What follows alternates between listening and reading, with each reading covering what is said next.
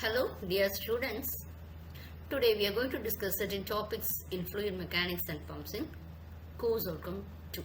Okay, so we'll be seeing certain laws.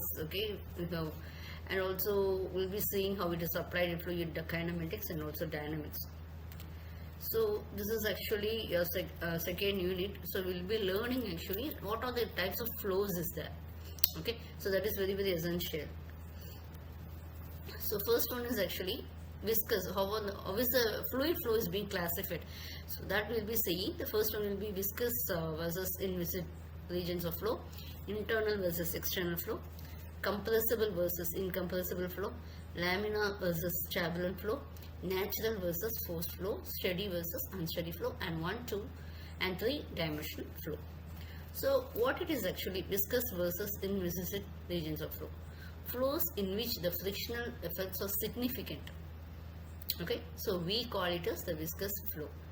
So there are regions, typically regions which are certain regions will be not close to the solid surface. Okay, so at these surfaces, what happens is the viscous flows will be very small. It will be very small when compared to the inertial or pressure forces, and this is called as implicit flow. You can see this area, right? So this flows, okay, so the flows in the frictional effects are significant.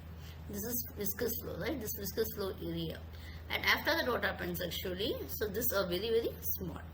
So flow of an originally uniform fluid stream over a flat plate.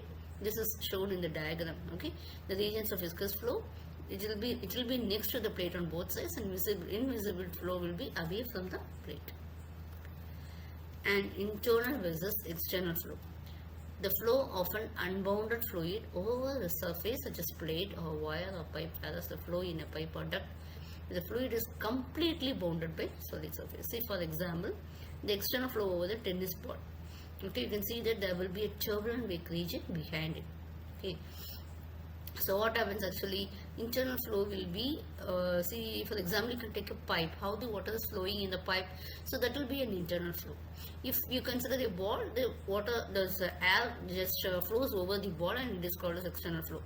The flow of liquids in a duct is called open channel flow if the duct is only partially filled with the liquid and there is a free surface. Okay, so this is internal versus external flow. Next one is compressible versus incompressible flow. So what happens means the density of the flowing fluid will be remaining nearly constant throughout the flow. Then we call it as incompressible flow.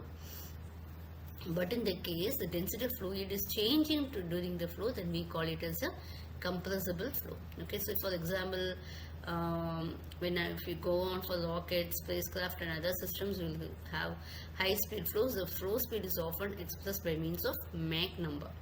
Okay, so Mach number will be speed of flow by speed of sound. So if Mach number is 1, then it is called as, can say it as your sonic flow. Okay, if Mach number is less than 1, what happens, we call it a subsonic flow, and if it is greater than 1, it's supersonic, and if it's very greater than 1, then it will be of hypersonic flow. You can see it is actually an image of a spherical shock wave which is produced by the bursting balloon.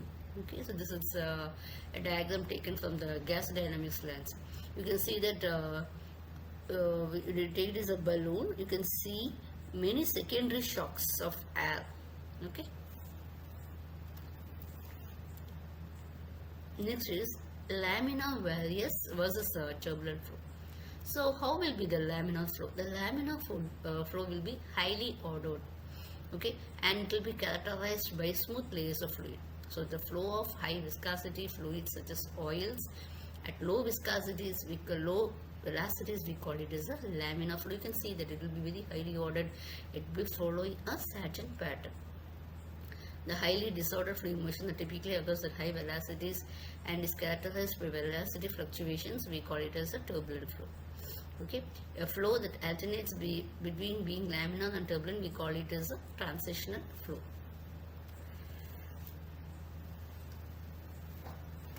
Next one is your natural or the unforced versus forced flow.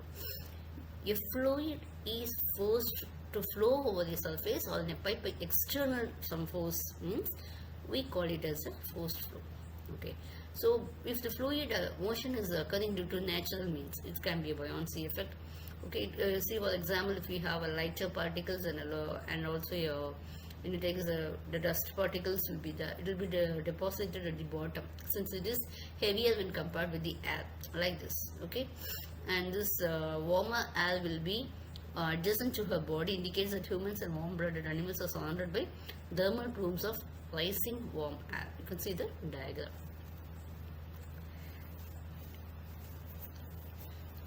Next is steady versus unsteady flow.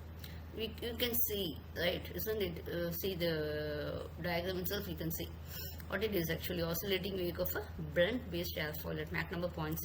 So A is an instantaneous image, where B is a long exposure. Time average, they have taken it. Actually, the steady means there will be no change at a point with time. Okay, so uniform means actually no change with location over the specific, both are different.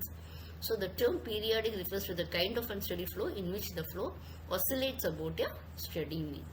Okay, so what happens actually, when you take it as devices, you can have turbines, you can have compressors, boilers, condensers, and they'll be operating for longer period under the same conditions. So those devices, we call it as the steady flow devices. So they'll have to operate in the same condition for prolonged period. Okay, so they are called as steady flow devices.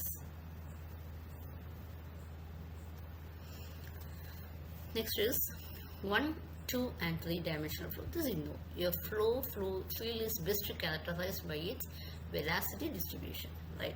So we can call it as 1, 2 or 3 dimensional if the flow velocity varies in 1, 2 or 3 dimensions respectively. Okay, so however, the variation of velocity in certain directions, if it is very small, then you can ignore it. Okay, so normally we go for the velocity in a circular pipe. When you take the circular pipe, the flow is 2-dimensional at the entrance region and become 1-dimensional downstream as the velocity profile fully develops, and it will be remaining unchanged in the flow direction. You can see the velocity profile over there. So flow over the antenna is approximately 2-dimensional. Okay, near the top and bottom of the antenna. So that is how it is varying. So what are the parameters or the various dimensions what you can consider? That is a 1, 2 and 3 dimensional flows.